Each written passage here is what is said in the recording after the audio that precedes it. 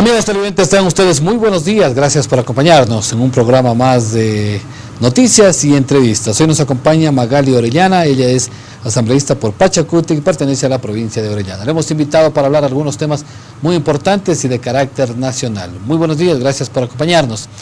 Lo primero es cómo se sienten ustedes dentro de este proceso que ha comenzado justamente el gobierno a dar por las investigaciones dentro de la Fiscalía de los hechos del 30 de septiembre. ¿Hay persecución dentro del movimiento de Pachacuti? Bienvenido. Muchísimas gracias, muy buenos días, gracias por la invitación. De verdad que sí, es lamentable ver lo que ha pasado y nosotros como Pachacuti rechazamos la criminalización de la protesta y que se haga caso omiso al derecho a la resistencia, que es un derecho constitucional. Vemos que como en el artículo 128 nuestra compañera Lourdes Tibán tiene fuero de corte y no puede ser enjuiciada ni civil ni penalmente por las funciones que tenga que hacer en el ejercicio. Es lamentable lo que ahora sucede con Marco Tibán, un muchacho, todos, realmente todos, lo que sucedió el 30 de septiembre fue una lucha laboral. Si vemos a la tropa, nadie quería asumir el poder, pero vemos que ahora con Lourdes Tibán se inicia una persecución política también. ¿Solo contra Lourdes Tibán o con todos los de Pachacuti o el sector indígena? Vemos en sí, a lo largo, desde el año 2007, empezó desde Dayuma, Guadalupe Llori, vemos Delfín Tenesaca, Marlon Santi, hemos visto lo que sucedió con Pepe Acacho, Bosco Huizuma. Este gobierno, diga lo que diga, está manchado de sangre. Entonces es lamentable de que ahora la falta de argumentación, ahora veía en la mañana en la televisión cómo cierta persona que acusaba a alguien, creo que es el señor Arauz, no sé, decía que ya no, que no había sido él, que era una persona con camisa blanca y que ya no era una cámara, que ahora que recién lo había conocido. Entonces vemos la serie de contradicciones que existen en este proceso. Dentro de la Asamblea Nacional hemos iniciado ya por varias ocasiones y fracasadas lamentablemente para que se conforme comisiones multipartidistas para poder investigar. Pero no se dio paso a esa comisión para que investiguen los hechos del 30 de septiembre. Es lamentable porque esto demuestra que el gobierno ni los asambleístas de Alianza País no quieren que estos hechos se esclarezcan. ¿Por qué cree usted que no quieren? Porque se quedaría totalmente claro de que el 30 de septiembre no hubo ningún golpe de Estado, y si hubo solamente fue en la cabeza del presidente Rafael Correa. Y yo sí responsabilizo también a la asambleísta Irina Cabezas, porque en las manos de ella estuvo continuar la sesión y hubiéramos llegado a un acuerdo legislativo. Lo que ha hecho ahora, por ejemplo, el presidente de la República, mediante acuerdo ministerial del Ministerio de lo Laboral, de devolverles las medallas y reconocimientos y las condecoraciones a los militares, y también se quiere hacer un acuerdo parecido para la policía. ¿Por qué no? También lo pudimos haber hecho antes de que sucediera la matanza el 30 de septiembre. Entonces yo sí responsabilizo a la compañera Irina Cabezas con el supuesto caso de que no existían garantías de que el presidente estaba secuestrado, que hasta ahora el presidente no identifica a los secuestradores. ¿Cómo es posible de que un secuestrado esté gobernando, esté dando estados de excepción? Entonces, en ningún momento hubo ni golpe de Estado, ni secuestro, ni absolutamente nada. ¿Dónde estuvieron los asambleístas de Pachacuti ese día? ¿Dónde estuvo Magali Orellana? Bien, ese día estuvimos en nuestra sede de Pachacuti, luego nos fuimos hacia la Casa de la Conalle, estuvimos ahí con nuestras organizaciones. Mirando, expectando el escenario que se daba ese día. Estábamos a punto de tomar pronunciamientos.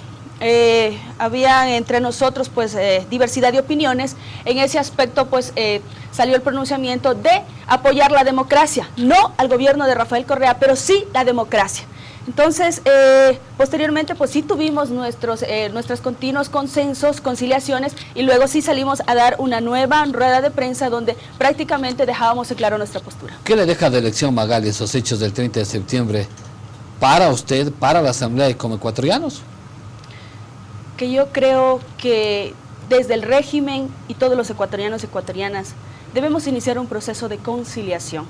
Independientemente, nosotros como Pachacuti hemos sido perseguidos injustamente, pero independientemente de todo esto, sí debemos, por el bien de nuestras bases, por el bien del pueblo ecuatoriano, iniciar un proceso de conciliación. Sí, pero ustedes cómo han contribuido al país también dentro de esos escenarios del 30 de septiembre para evitar que se den más casos aquellos. Nosotros, como lo hemos venido siempre, nosotros somos una oposición crítica, de debate. Nosotros hemos aportado y tenemos propuestas claras, constantemente lo hemos hecho en las diferentes leyes que se han presentado. No hemos sido, como siempre lo digo, una oposición crítica que se opone a todo. Hemos dicho, estamos en contra de esto, pero existen otras posibilidades también, por supuesto. Entonces, en base a eso vamos avanzando, pero lastimosamente se ha dado oídos sordos a las propuestas, a los sectores sociales. Entonces, el presidente de la República tiene que entender que mientras no escuche a todos los sectores sociales, él no va a poder gobernar tranquilamente, porque un poder no se puede cimentar en la imposición, en la prepotencia. Vemos ahora cómo se levanta mal dormido y dice, esta persona va detenida y punto. Y tiene que ir a la cárcel el director del hospital policial. ¿Ha cambiado la Asamblea en algo?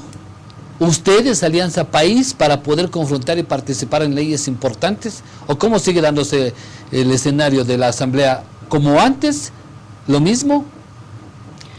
Yo creo que la Asamblea en sí no ha cambiado absolutamente nada. Vemos este nuevo código de la producción igual, que también lo quieren pasar por el Ministerio de la Ley, así como lo hicieron la Ley de Hidrocarburos.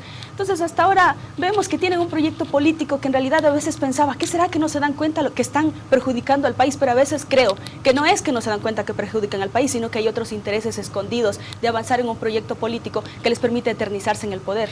Hay ciertas cartas dirigidas, por ejemplo, al Ministerio de Recursos No Renovables, a Carlos Pareja Llanucere, de parte del presidente de la República, donde dice, me da escalofríos de saber que si no se hubiera aprobado la Constitución, este sería nuestro último año de gobierno. Y también deja él claro de que él prácticamente entregó el campo Sacha y dice, en estos 4 años no se ha hecho absolutamente nada. Entonces son 4 años que no ha hecho nada y él, con su propia puño y letra, firma, acatando exactamente eso que en 4 años pues ha pasado el tiempo sin hacer nada. Usted está hoy como jefe de bloque de Pachacutic.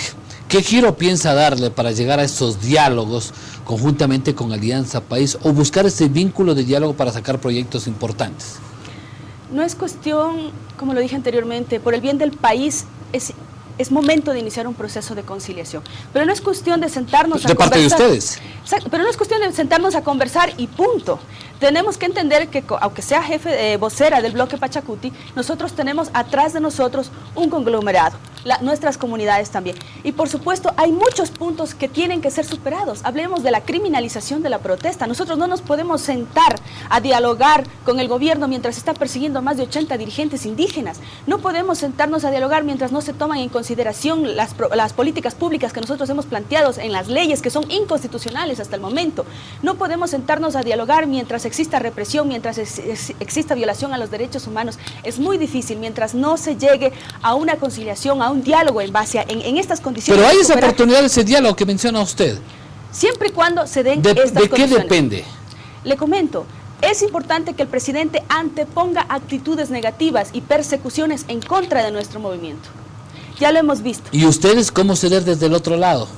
Nosotros estamos dispuestos, somos gente muy coherente en nuestras acciones, lo hemos hecho muchas veces y lo seguiremos haciendo. En este sentido nosotros no tenemos ningún problema, pero siempre y cuando sea en base al respeto. Como ningún gobierno, este gobierno nos ha insultado como movimiento indígena, no ha existido el respeto y quizás el escenario político para poder manejar las cosas. Magali Orellana, vamos hasta su provincia. ¿Cómo se encuentra su provincia también en el trabajo en varios temas importantes? Primero con recursos, segundo tema el de la inseguridad y tercer tema, el tema también que les preocupa a ustedes de la región amazónica. Bien, en cuanto a recursos, cabe señalar que mientras a nuestra provincia, una provincia petrolera, una provincia pujante de hombres y mujeres luchadores que hemos dejado a lo largo de la historia, un ícono de lucha, mientras nos den recursos nos tienen ocupados trabajando. Y hasta el momento eso es lo que se ha dado. Esperamos, sí, ahí... ¿Sí les han dado recursos? Hasta el momento, sí están dando. ¿Sí está? Obviamente hay ciertos ministerios que no prestan atención en algunos compromisos adquiridos. Justamente esperamos que la ministra de Obras Públicas ahora no nos vuelva a... Porque cada vez nos convoca y luego dice no, ya no se va a dar la convocatoria. Y es muy difícil para nosotros venir desde la provincia de Orellana para que ella, una vez que estamos acá, diga, sabe que no se va a dar porque yo tengo que seguir viajando con el presidente y atrás del presidente no sé hasta cuándo continuará paseándose, ¿no? En cuanto a la seguridad, sí, es bastante lamentable. Vemos cómo cada vez crecen los sicariatos, las violaciones, los robos. En sí, las provincias están volviéndose un poco inseguras, pero sin embargo, esto no quita de pronto que en este feriado nos visiten, porque son ciertas cosas esporádicas que suceden, pero igual la provincia de Orellana tiene lugares espectaculares, el cual lo invito a usted también, para que visite y conozca. Tenemos lagunas, cascadas, ríos de aguas cristalinas que... Oiga, pero antes de entrar, ¿cómo están las carreteras también? Bien elaboradas, también planificadas. Bueno, sí, hay que reconocer que en base a la lucha también hubieron 7 muertos para que ahora tengamos una vía asfaltada, faltan tramos todavía, pero sí está en avance que también pueden irse por tierra a conocer nuestra hermosa provincia. ¿El sicariato se maneja también en su provincia o no? Son en aspectos puntuales. Vimos lo que pasó con el tema de Quality en una denuncia que se hizo. Yo muchas veces denuncié este aspecto que mataron en su casa al señor Saavedra. Entonces fue un hecho bastante lamentable que sí creemos que tiene bastante nexo con el asunto de Quality. Entonces ya sabemos quiénes fueron las personas que en su debido momento pues podrían estar. ¿Va a llegar algún rato a analizarse el tema del COTAC, el tema de la regionalización? ¿Ustedes quieren ser solo Amazonía? Por ahí va la idea de ustedes. Pero ya el veto del presidente nos cortó toda aspiración. Pero nosotros como amazónicos hemos aprendido a luchar en medio de la adversidad y no perdemos las esperanzas. Nos pusieron requisitos dentro del artículo 15 que prácticamente se nos hace imposible, porque uno de los requisitos es que no pase del 20% del territorio nacional, y la Amazonía tiene el 41% del territorio nacional. Aunque somos los más marginados, los más desprotegidos, existe un 70% de pobreza. Lo único que esperábamos nosotros es que por lo menos nos permitieran compensar en la extensión territorial, ya que en otras necesidades, ya que en las necesidades básicas pues hay mucha. La verdad que el petróleo es de todos, me van a decir mis amigos televidentes. Claro que sí, por supuesto. La Amazonía es de todos, es del Ecuador.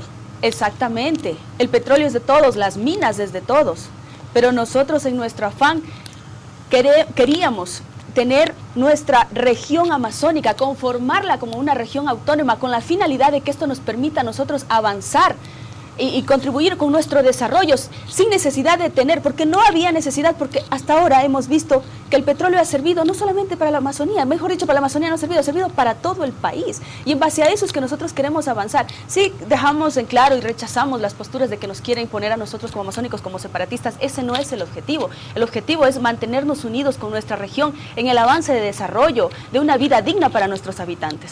Bien, una semana corta, la próxima tienen que entrar a analizar un tema muy importante, el código de la producción.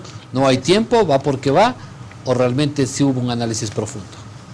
Lamentablemente no, es otro proyecto de ley que entra en urgencia en materia económica. Los 30 días se cumplen el 19 de noviembre. Ajá. Son 30 días que no van a alcanzar, no existe el suficiente debate. Es lamentable porque son aproximadamente unas 5 leyes, entre otras, que también modifica. Y realmente sí nos preocupa la situación hasta ahora que se puede dar, porque si no hay un respectivo debate en la Asamblea Nacional, en un código tan importante que afecta a diferentes sectores absolutamente, existe un consejo sectorial que, como siempre, solamente con miembros del Ejecutivo. Sería importante que incluya a las cámaras de comercio, a los pequeños productores y, ¿por qué no?, a los que fomentan la soberanía alimentaria, como campesinos, montubios, indígenas, y también a los representantes de los gobiernos seccionales, que ahora ya el COTAC les da la facultad de crear empresas públicas. Esto implica la producción, industrialización y también exportación. ¿Cuál va a ser la votación de ustedes o el papel de ustedes ahí como bloque? Si una ley no ha tenido el suficiente debate, que tiene tantas críticas desde los sectores de las grandes producciones hasta los sindicatos que están molestos con este salario digno supuestamente, entonces, ¿cómo vamos nosotros como Pachacuti de manera irresponsable nuevamente a apoyar este código que no está acogiendo las propuestas de los diferentes sectores?